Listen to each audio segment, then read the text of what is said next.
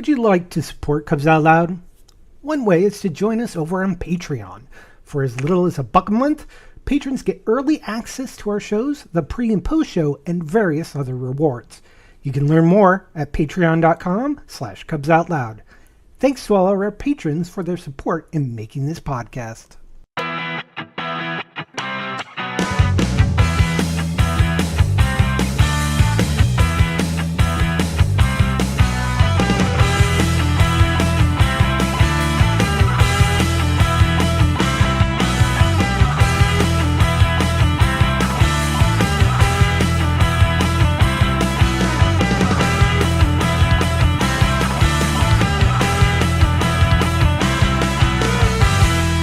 It's Sunday, April 13th, 2025. I'm Jeff. Who's your bear? That's right. I am your bear. I'm Damon. I don't brew the tea, I just serve it. And that makes me Gary. Everyone else is thinking it, and I just say it. Welcome to Cubs Out Loud, the Bear Podcast with Indeterminate Length, episode number 481. And how's that for a perfect intro? Hey. I didn't even do something weird to begin with to throw you guys off. What There episode you is go. it? 480 or 781. Did I say 481? Oh, I did say the 81 part, right? you did say 81. Yeah. Anyways, not important. Gary, what are we talking about It's okay. today? Well, I thought so. This one is y'all's. Like, as in the two of you. This isn't really mine. Oh, And I'll explain. So, comic book culture then versus now. So we've come a long way from like when comic strips first started appearing in the papers, and eventually comics, became animation. They became Saturday morning cartoons, which was a thing for our childhood. Comic books have changed over time. We eventually got graphic novels.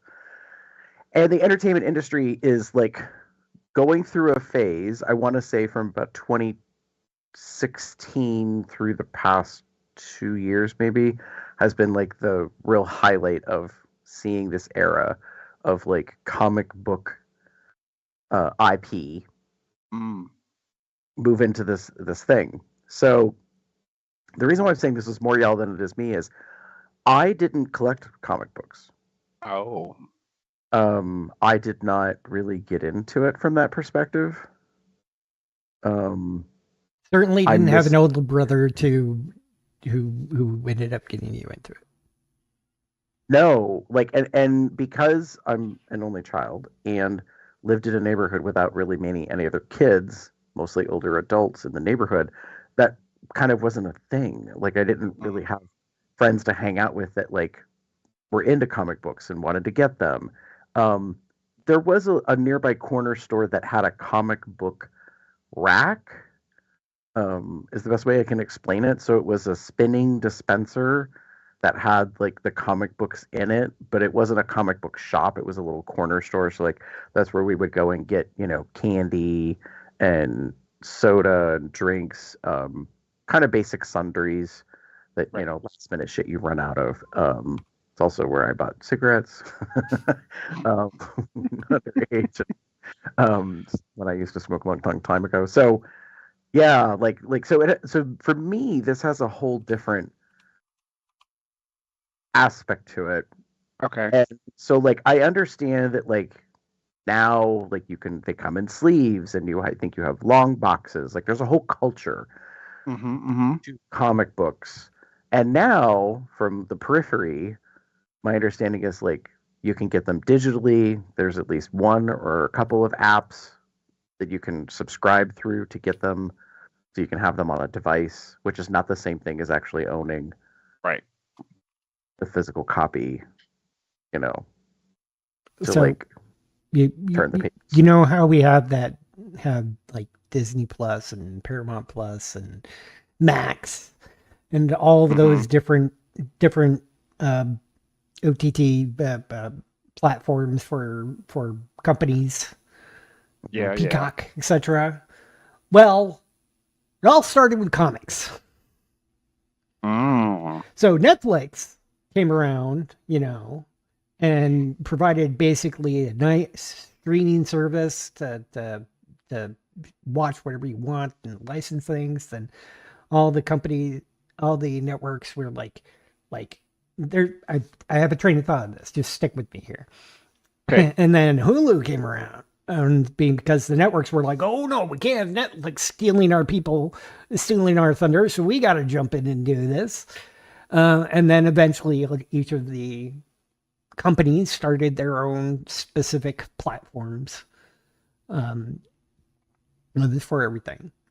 Well, comics had a similar type of issue because we had Comixology came out. Mm. Everybody's putting their comics available to purchase on Comixology. Subscription service came around, and then the big ones, at least, I haven't really dug deep, but there's, what are they calling it? DC Infinite or something? Where you could subscribe to it, and I think it might even have different tiers, and you can get their comics and just read everything they have up on there, just like any of the, the equivalent of a Disney Plus for comic books. That would be the Marvel app. So modern days, digital comics all started really more with Comixology, and some people even just putting like PDF copies of their comics being available online before we had these specific readers that were created, the reading technology for reading comic books. So that's kind of what the modern equivalent is. But back in my day, back in the 90s, when my 80s and 90s, when my brother was actually able to afford his own comic books, that's how I learned about them. And eventually he got these big, long cardboard boxes, which he would store them in, called long boxes. Yes. And then eventually, as I started making money, I ended up getting subscriptions at comic book shops, getting a bunch of comics, and I decided to get rid of those when I moved here because I never actually read them anymore, and I would prefer to just save the space and do everything digitally nowadays, which sounds very much like my DVD collection, although I still have that. Yeah. But, I mean, it's true. Go ahead. No, you continue because I'm about to go to a different topic. Well, I guess for me, it was a similar start. My brothers were comic book fans, but they got their interest from our uncle. And but like long boxes and all that, no, we didn't have that. We had shoe boxes. That was what we used. Like we used like the bigger like shoe boxes, um and keeping things in sleeves and all of that. No, that was too much money. So we weren't collecting as we were just like purchasing and having, and um, that passed on to me. Um, but I agree. I've always been a fan of comics for a long time. Not so much in recent time, but that was I'll put it like this. I blamed it on COVID. I'll blame it on COVID. Um, when you're not trying to spend a lot of money, what are things that tend to fall away? And it is things that you're maybe a casual fan of, but not a full on fan of. And while I was a big fan, um, I used to read comics. I used to have like a pull. I went to a comic shop every few months and would get like a big stack of comics, and I would go through it and I would like sort it and I would read it and I would do all of the things. And then um, my interest changed. It shifted, and I 2020 is the year for me. Like COVID was the big shift for me, but it had kind of been happening a little bit before then. I am a slow reader. I will own that. I will admit that. I don't read to at a speed where even a comic where I could get it done like that. It takes me a while. So the pile would keep growing, and I wasn't reading it enough to keep consistently like needing to like replace and move things through and read through everything. And then COVID happened, and when you think, oh well, I have all this time, I'll just do it. Well, I couldn't go to the shops to get the comics anymore.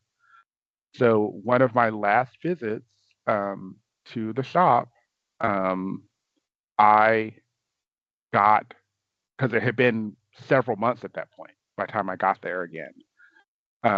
Went in, mask on and all that stuff. And I got a massive box of comics, like a long box. I got a long box of comics. Two, I think. No, it was one long box and another box. It was a lot of comics because they were, fortunately for me, they were keeping and pulling and doing all the things because they were a great comic book store. I will never forget that. Um, and it was at that point I'm like, wow, this is going to take me a while to get through. Like this isn't just going to like, oh, let me just read this. Like, and eventually it just became obvious to me that I was literally just buying them to buy them. I wasn't buying them to read. I wasn't buying them to um, stay in constant in current with the stories or anything. I was just buying them, and they were just sitting in my house. So kind of like Jeff, what you were talking about when you were literally moving across country. Why bring all of these boxes with me of comics that I know I'm not going to read or won't read anymore? For me, it was a similar situation. Why am I buying boxes and boxes of comics that I'm not reading? Um, so Right. I could go digital. I could have gone that route. But I didn't. Like, I'll just And tell them I didn't. if anything, now if you just stop getting physical comics, when you Yeah, feel the want to read, especially yeah, depending on the titles that you're interested in, you could probably yeah, just do like 1 month subscription to whatever yeah. I app could potentially, and read it I and could read it on your potentially phone get, or tablet yeah, or something. get to a tablet like that. I can do something along those lines. I've thought about doing that. Um, I now game, like I do D&D. That's been my main, um, like big hobby now. So, but we game at a comic book store, at a gaming store. It's a gaming store that has comics and it's comics and games. So every now and then I go in and I look around. I'm like, oh, and there's something cool. Let me go pick that up. So I'm not picking up as many. And for a while I was picking up more. I got back into the habit. It just you got to get that fix, and I was like, I need that fix. I need a comic book in my hand, kind of moment. And it worked for a while. And I'm looking over here because over here is all of the comics that I bought when I was going in a comic book shop, and they are all just sitting over here, still in the bags. That most of them are still in the bags that I bought them in, so they're just sort of sitting right here. Um, it just and that I knew I needed to stop because it was I was falling back into the habit of buying them just to buy them. Hmm. And in a way, I understood and respected the game because I was trying to my way like the reason my reasoning and rationale for it all was I was trying to support the comic book store.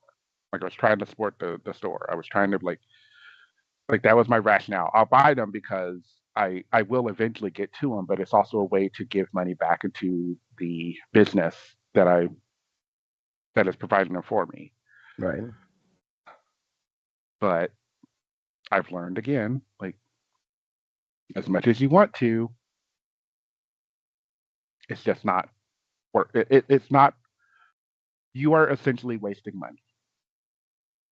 Point blank. Period. You are essentially wasting money, and in this economy, not a thing to keep doing. Which is No, no, why no. digital is probably the more preferred method nowadays, but don't quote me on that. Yeah, I don't mind digital. I wouldn't mind. I would have to again commit to it, if that makes sense. Um, it's the commitment part of it that's going to be the problem. Because You again, have commitment similar issues. to I do. Um, Okay, kind of. so to move on to a different topic, do you know approximately when the first comic book, American style comic book, was released? Mm. No Googling. Yeah, I'm trying not to Google. I'm just trying to do You the already thing. put a link on the doc, Jeff. No clicking the link. Too late. I clicked it like 10 minutes ago. But if you were to ask me, the current modern day pop culture would say probably the 50s ish. I would say the 40s. Right. 40s, maybe 30s if you really think about it. And that's purely because of the one, in my opinion, most well-known comic book character who happens to be a superhero, which is Superman. 1938. Mm. Although that was the beginning of the golden age of comic books. Right.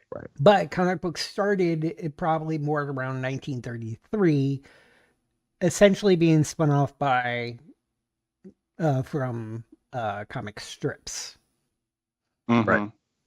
With the first one being like 1842 with the adventures of Mr. Obadiah Olbuck. Nice. So, yeah, like I think like the concept of a book full of comic strips Yeah. of the same characters and those kind of things, developed and has done a lot over the years of that. I'm intrigued by something because we were talking about like the digitization, and not having the physical copies, although I know some people are really into that. I guess my question is, do you think that comics will go away? And here's where I'm coming from. Because when the medium came out, animation kind of wasn't really a thing. I mean, it started to exist at a certain point, but now with the technology that we have, and we have these, mini computers in the palms of our hand, basically, or in our pocket. I'm wondering if like moving images, aka animation, really, kind of takes away that people don't feel interested in looking at 2D representation and storytelling, which is what I think of when I see graphic novels and comic books. No. Okay. The answer is no, because have books gone away? Well, Because you could say as a tier of things in your line of thinking, storytelling. We've got books which are just written prose, to comic books which puts a lot of fancy pictures, and minimal text, doing a lot of showing, not telling, and then animation where they basically do most of the work for you and you just get to absorb everything. You can hear multiple things. Right. Not going to go away. In fact, there are even people that are still doing even like gay comics. Some even NSFW comics. All sorts of different types of comics are out there, and they're going to continue going on because there's a lot of people who are just artists. Maybe they can't necessarily do animation, don't have the time, and that's another thing. Animation takes a lot of time and money to produce. Animation's expensive. I agree with Jeff that I don't think comic books are going away Okay. as a medium. I do think, let me rephrase. There's a part of me that hopes that it never goes away because, kind of like books, there's kind of a medium that's available, that's accessible, that people can get. Right. But I do understand the need for a possibility of moving to a digital. You know, um, if I really could get into it, I would probably go that route in the future. Um, with my comics, I was very much hands on, and that's probably where my flaw was. Is that like I loved holding the comic book and reading and filling the pages and going through it that way. Um, Digital, um, it's not impersonal. Um, Actually, no, it's kind of impersonal. I'll say it like that. Um, it's not the worst feeling. It just is not what I prefer when I'm reading a comic. But um, there are multiple mediums out there that are telling the stories that comics also tell. Movies, we've got the whole MCU as a perfect example. Um, Even I'm a big fan of the random occasional DC animated universe sort of things that are out there as well. Um, but those are like the big names out there, name For the brand top kind of two. things out there. Yeah. Um, when you start going into the independent route, you get some really amazing stories that probably won't get seen beyond a comic book. Again, it's about cost. It's like, how Yeah, popular is Fable going to be as a TV yeah, show? Actually, probably pretty right, popular if somebody actually did it, because it was right. a very popular third party. I'm not sure if I would Yeah, say yeah, independent. I don't remember what yeah, who published it. But then you have things like yeah. Wildcats, Wetworks, Spawn. Yeah, Some of those, like Wildcats, is part of the DC universe. Basically, everything Top Cow, I think, ended up being absorbed along with yeah, Milestone, because we have Static Shock. yep, Milestone Comics was amazing. They were yeah, a great company. Unfortunately, not popular enough to remain afloat, and that's why DC bought them and absorbed their properties. But yeah, there's some great stuff, and you even have comics for things like there. For the longest time, there were Disney comics and Disney characters. yeah, yeah. I think Boom. Mm-hmm. Boom had the Boom licensing. Studios. Transformers, also very Yeah, popular. That has a ton of Power different Rangers. comics. Power Rangers. Uh, Yeah, I there's mean, a some lot that of pop jump culture on your. have these basically additional media, Yeah, and you can like tell a lot more stuff in like you could in books, like the difference between movie adaptation and an actual book. Same mm-hmm. thing with the difference between movie or even television series of a comic Yeah, book and the comic books. I mean, try to think of looking at some of the storylines from that they have put into animation. Like, I think there was the Death and Return of Superman was put into uh, mm-hmm. animation The on animated. Max. Yeah, Um, yeah, but that's not the same as the storytelling that they did in correct. when it came out. Which, by the way, Yeah, I was reading it when it was coming out because my brother was buying yeah, it. But still, yeah. But um, yeah, it's you have the various Batman storylines that had come out, such as what was it, Contagion, Cataclysm, and then No Man's Land. No Man's Land, one of the best Batman story arcs. mm-hmm. Trying to see the adaptations of Crisis of Infinite Earths. Mm-hmm. I Yeah. mean, that actually, Crisis of Infinite Earths is actually, I think, led into the modern age of comic books. Yeah, I think that was kind of the period because the Golden Age started with Superman's appearance in 1938. So DC is really the kind of the main property that kind of defines the beginning and the end of an age. Because the Silver Age started in 1956 with the introduction of Barry Allen, the Flash. Before there was Jay Garrick, the Flash, but this is the second incarnation of the Flash, Barry Allen. And then the Bronze Age, I think, was initiated basically at the time of Crisis of Infinite Earths.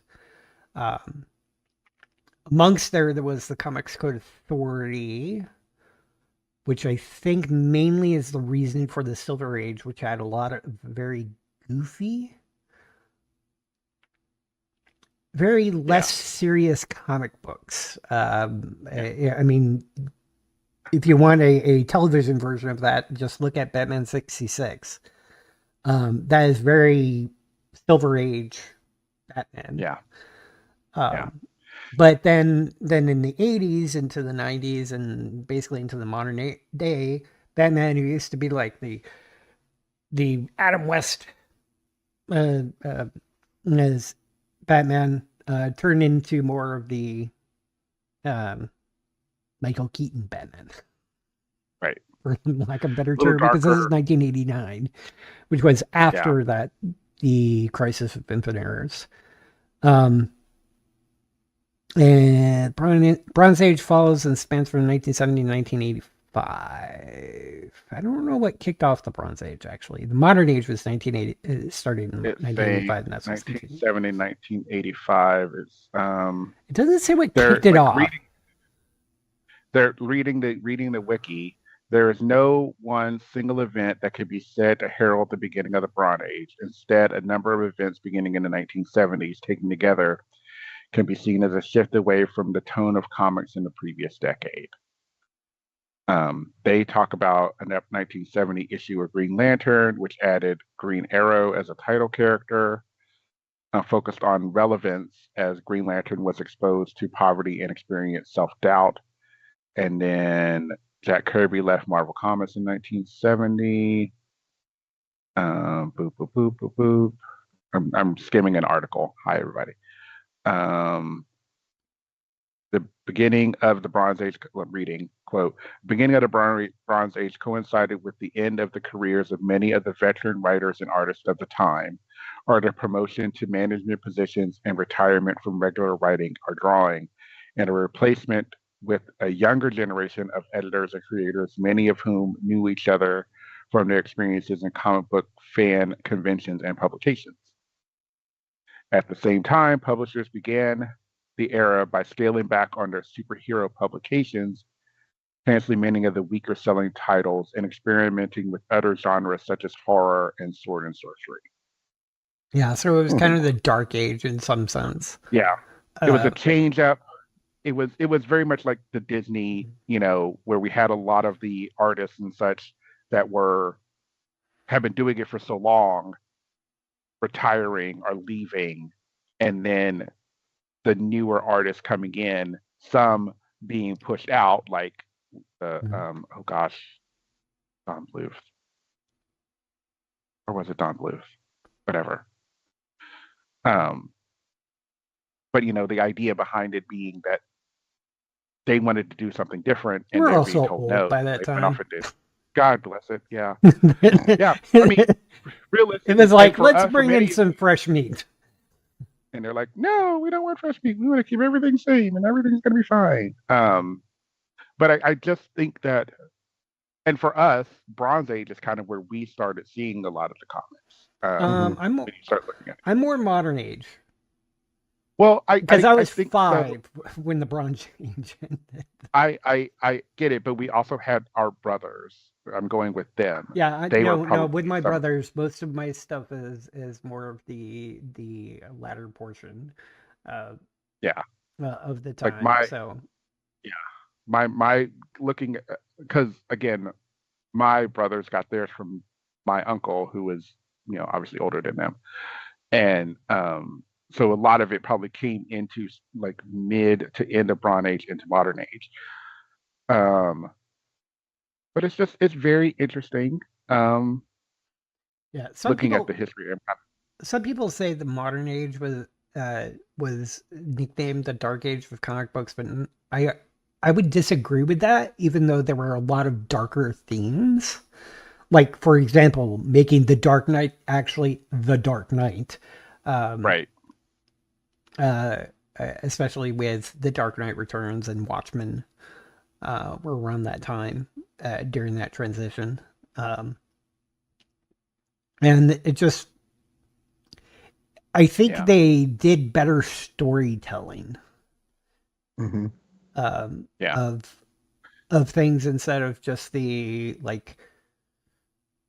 Just look at the difference, because I even think nowadays we're in some sense we're a new age of comic books now, even though there isn't like a significant thing to really change it up, and it's mainly because storytelling from the 80s, early 90s, where there was a lot of like thought balloons and scripted text, to more of, again, more of that show not telling sort of Hmm. matter, where most of the text on it is dialogue.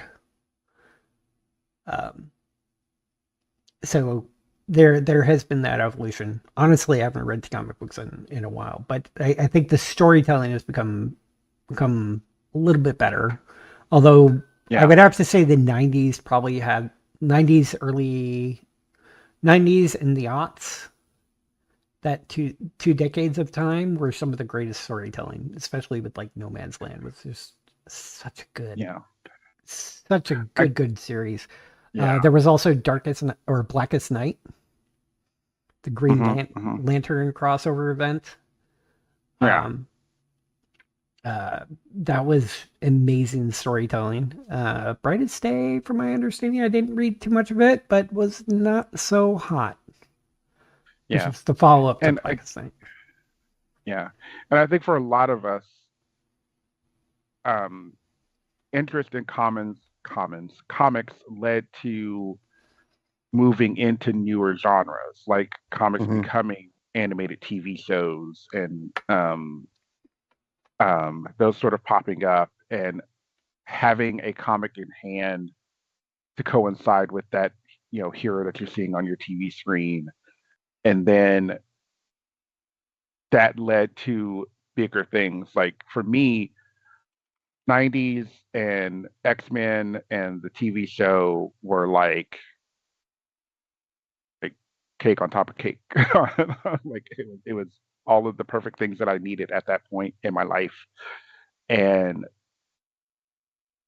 that was really, really special because it was a comic that I was already reading, and now it's showing up on TV, and it's a really great show. And similar to like storytelling, it allowed them to tell the stories without having to dumb anything down, because Mm-hmm. you already kind of know the story. Some most would, not everyone would. Um, but the popularity of the comics at the time led to the popularity of the series, and then that led to the movies being made, which led to for kind of in a way forcing changes into the comics, and then it kind of went cyclical in a way. Um, Again, it's just interesting, and when I think about modern day, I immediately go to the MCU, um, Right. and how those movies and the timelines that they've used and the stories that they've used, um, in good and bad ways, I will say, affected the way things went in the comics and vice Mm-hmm. versa. So, um, and it has brought it to larger audiences. Gary, you're kind of one of those, where a lot of like your real experiences with comic books kind of came from the movies in a way, and Yeah. and the series. I mean, I had a couple of comic books when I was younger, but they were like specifically I was collecting them because of what they were. And I'll be honest with you, they were Star Wars. Hmm. And so like that was a medium of how you got storytelling when there was no other storytelling to be had Right. Right. within that IP. And that was kind of it. And so like I never really got into it a whole lot. However, my my parents had been like into like advertising antiquity. And so we would go to a lot of like flea markets and thrift stores and yard sales, garage sales. We would go to um, one day sale events. I don't know what you want to call these things. They're not conventions necessarily, but like a Hmm. seller's event. Um, and sometimes you would go to print media events. Mm.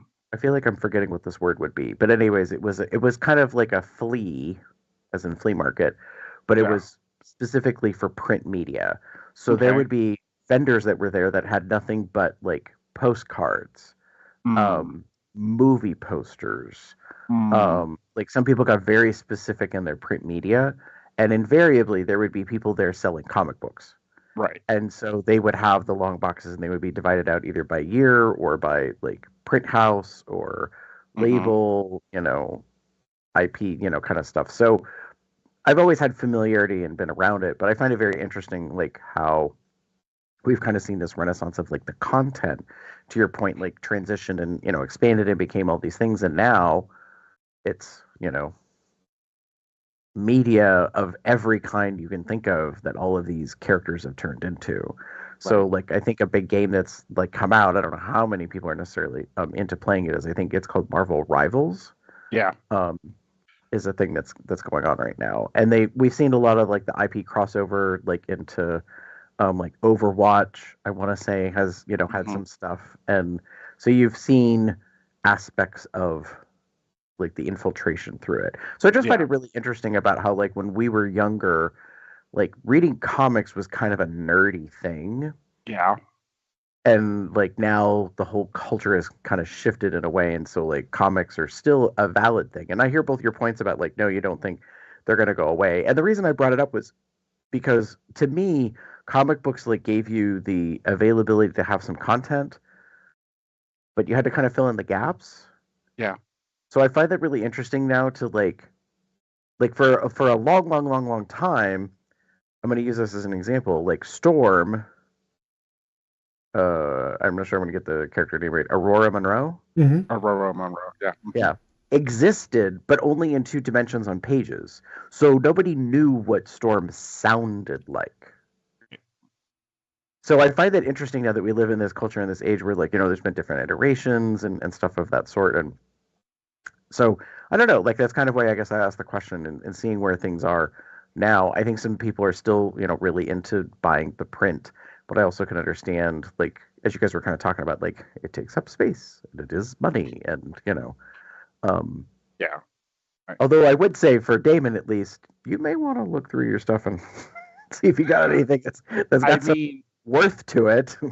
there's a possibility. There are boxes in the basement from the house. Mhm. Now, again, I won't know their condition because, like I was saying, I wasn't doing this as a collector. I was doing it as a fan of comics and you know, buying them to read the stories. Like Right. I enjoyed stories and particularly like I'm a big fan of X-Men. I've always been a big fan of Right. X-Men.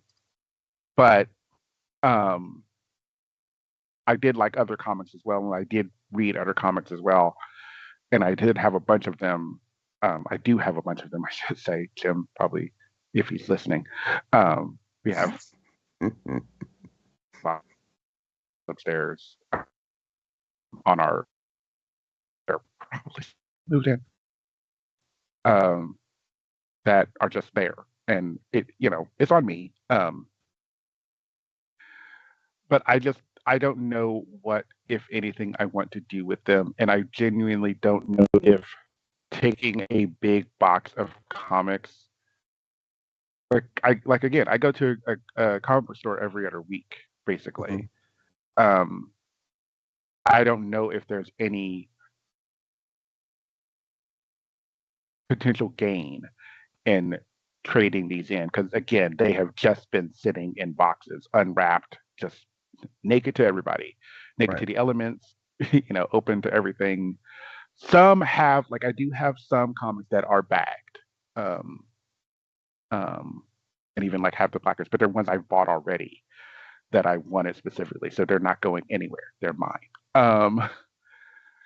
Uh, but other ones, some I bought because that was the only way to continue the story. Like there are a few that were in their bags because it was the limited. It was the only one that they had at the comic book store, so I had to pay a little bit more to get it. That part, but I've thought about doing many things over the years. I've thought about just throwing lots up on eBay or something to see what happens. Right. I get some money.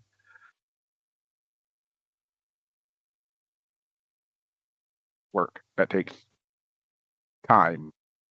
That um, I'm not saying I won't ever do it. There's a possibility, but it's not on the forefront of my mind to do. Um, we'll Here we are. maybe in. Hmm? And here we are. And Yeah. also you're cutting out. Oh well, there's something to be said. Oh, I'm not hearing.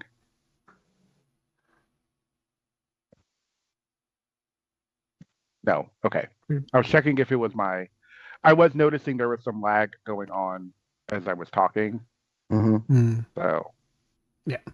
So maybe it's just computer. Huh.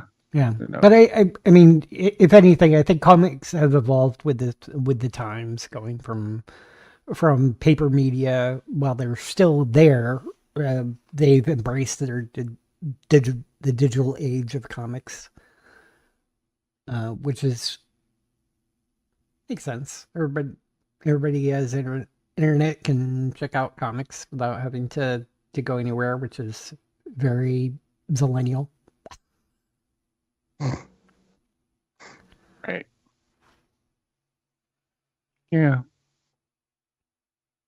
And you got to keep in mind that also there's been a lot with for LGBTQ for characters. I mean, I think the earliest that I'm aware of was North Star on Alpha Flight, a Marvel comic. Yeah. I think they even had his marriage in a comic. Yeah. In the future, yeah, they did. I wouldn't say, well, recent-ish, I should say. Well, it would. I like think it was like in the 90s even. well, the marriage wasn't in the 90s, but he was in the 90s. His being homosexual was out there in the 90s. No. I remember but there. the I remember marriage- there was a significant event about North Star. Oh, in the 90s, it was him. Well, it was his announcement that he was gay. That was the big thing that happened in the 90s because there was a lot going on. Oh, it wasn't until like 2012. Okay. Yeah, when he got married, yeah. But in the 90s, the big thing with North Star was him like Coming out. publicly saying he was gay, coming out in the comics. The character is there was one of the a- first openly gay superheroes in American comic books. Right. And his like there was stuff that was happening in the 80s that was kind of fun because they were like he had a mysterious illness that was affecting him and they didn't explain what it was. You gotta yeah. And we've had even some other significant characters end up being gay. Because we had like Maggie Sawyer, one of the common police detectives in Batman comic books. Ended up having a relationship with Maggie Sawyer, another cop in the Superman books. They ended up having a relationship. I don't remember if they got married or what happened. Only know, I think Renee Montoya ended up becoming the Question. Yeah.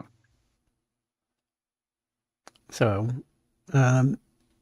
yeah. So there's been a lot of. I actually think the comic books have also been a big supporter of the LGBTQ community. Agreed.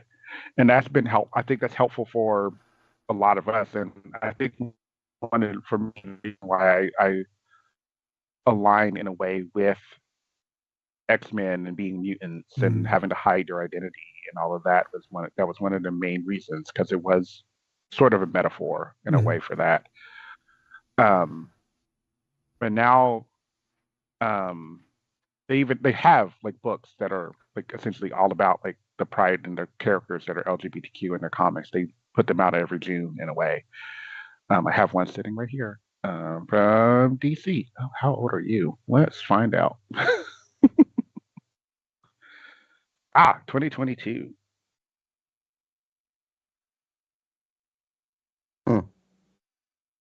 Your light is reflecting off of DC Pride. I know. Yeah. Hold on. Let me. And off. Oh, there we go. A little better. Just a little bit better. Yeah. So to connect comic books to this podcast. Yes. Anywho, with that. Cool. Anything else? So, I mean, I think there's going to be a future for comic books. I don't know quite what that will be. I hope that people still engage in them, in whatever format they choose. And, younger generations get into them as well. Yeah. I think there will always be comics. I think there will always be a genre, oh God, the word just up my head. A need. I'll use that word. In a way. And from there, I feel, as we've been talking about, I think stories and stories of our own, telling our own stories in a genre like this is always good. I follow a lot of like Blue Sky is a perfect example where I read random comics of that people have made, and they're little short stories sometimes. And one of my favorites is Adam Ellis, who does a really great thing he crosses multiple generations, or not genres, but one of the big things is LGBTQ part. So, yeah. I think that's good to wrap up. I do want to make a quick recommendation. If you want to know more about some of these comic book characters, I would recommend listening to Geek History Lesson, where Jason Inman and Ashley Victoria Robinson are the hosts, and they're comic book writers, one from Kansas, one from Canada, and I believe married now. They basically do lessons on geeky things. A lot of it is most of it is comics. So they have like histories of like multiple episodes of the histories of Batman and Superman, because we have like one episode for Superman the Golden Age and another episode of Superman the Silver Age, because well, they've got a deep history, considering Superman's been around since 1938. Right. So if you want to know more about it, they have, I think in their most recent episode, because I'm going to pull up their website just now, apparently the modern age ended in 2000 as the digital age began, or something like that. I don't know. This is just talking about Batman in the digital age. 2000, 2012. So, pardon me. There was a lot of good stuff during there, and they've got some mega episodes of things. They've even talked about things like movie monsters. They've had some retrospectives on James Bond films and a whole bunch of different geeky pop culture topics. So, check it out. It's pretty good show. I put a link to their website on the show notes. And with that, plain ways to contact us. Who's your favorite comic book characters? Are you reading any gay comic books or any comic books at all? Let us know. You can do that in plenty of ways, such as popping over to our website, cubsoutloud.com. Shoot us an email, cubsoutloud@gmail.com. Leave us a voicemail at 361-COL-TALK if it's still around, or 361-265-8255. You can also follow us on Blue Sky Facebook, that platform formerly known as Twitter, Tumblr, and YouTube at Cubs Out Loud, the appropriate place URL. You can join our entourage chat on Telegram at bit.ly/telegram-col. You can join our Google Calendar at bit.ly/calendar-col to find out when we're planning on recording these shows. You can get various accoutrements at our Zazzle store at zazzle.com/cubsoutloud. Some of those designs were designed by Smashy. You can find more of his work at tpublic.com/user/SmashyTheBear. You can also become a patron at patreon.com/cubsoutloud or send us a donation at paypal.me/cubsoutloud. In fact, this month we need to pay our hosting fees. So we thank all of our patrons for their support of subsidizing those costs. Thank you very much. You can find us on Apple Podcasts, Amazon, Spotify, all the various podcasting platforms. You can find me anywhere in the internet as Box, Set Box, Puppy Box, Gub Box, something or other. Damon?